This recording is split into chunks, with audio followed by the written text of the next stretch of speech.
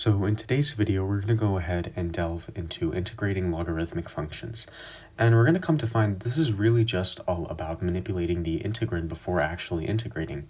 And so over here, suppose that we're taking the indefinite integral of 1 over x times the natural log of b, where b is just a positive real number.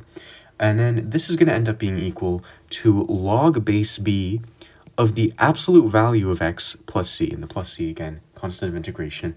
And the reason why we use the absolute value here is similar to why we use the absolute value when we're integrating 1 over x, because we kind of just want the domains to match for both functions, for the integrand and for the actual antiderivative. We want both of these to match, their domains to match.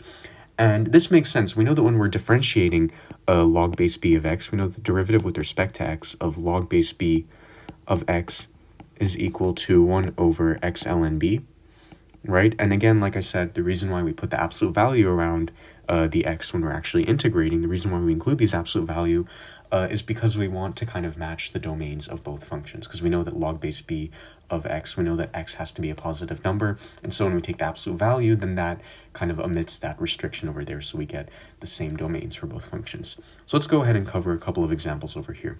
So the first example here, we're taking the indefinite integral of 3 over 2x times ln of 7, and then essentially all we have to do, we notice that there's this 3 over 2, that's just a scalar, we can take it out.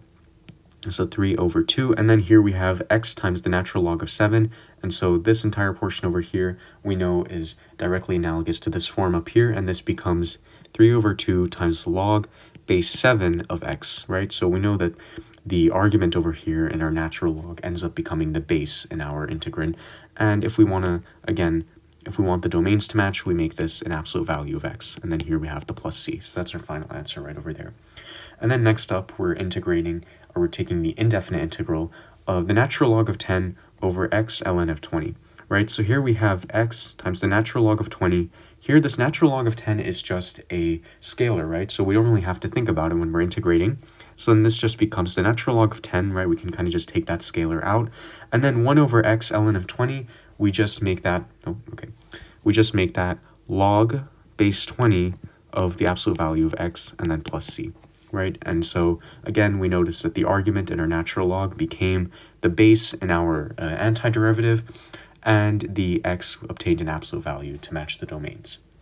And so finally, we're going to go ahead and do a definite integral over here. So the definite integral from 4 to 256 of 1 over x times ln 4 times ln 5. So here we have a bit of a different one. Now we have two different natural logs in our denominator over here, right? We still have the x, so that stays the same. And what we're going to come to find is that regardless of which one we choose to become the new base, to become the new base in our antiderivative, we're still going to end up with the same answer. So here, since we have multiples of 4, or powers of 4, we have 4 and 256, which are each powers of 4 as our bounds of integration. It may be helpful to just take the natural log of 4 and x to be our antiderivative, and then to take the natural log of 5 as our constant scalar. So let's do that. So that's 1 over ln 5, and then over here we end up with log base 4 of x. I'm just going to keep it x because 4 and 256 are both positive numbers, so it doesn't really impact it, including the absolute value. So then we have from 256 to 4, we don't need to include the plus c because it's a definite integral. This becomes 1 over ln 5 times log base 4 of 256 minus log base 4 of 4. Log base 4 of 256, that just goes off to 4. This one over here goes off to 1, and hence our final answer is just going to be 3 over the natural log of 5. And there's a different way you could have approached this. You could have taken the natural log of 5 as your, or you could have taken the 5 as your new base, and then it would have become 1 over ln 4 times log base 5 of x, and then you would have evaluated from 256 to 4. And you just have to do a little bit of manipulation. You'll ultimately end up with this same answer of 3 over ln 5. Same thing if you took 1 over x to be your own, just to be its own expression, and then this ln of 4 times ln of 5 to be some constant, and then you ended up with something like the natural log of x over ln 4 ln 5, and then you evaluate that from 256 to 4. I encourage you to actually go ahead and try this out, and just with a little bit of manipulation, you will end up with the same answer right over here.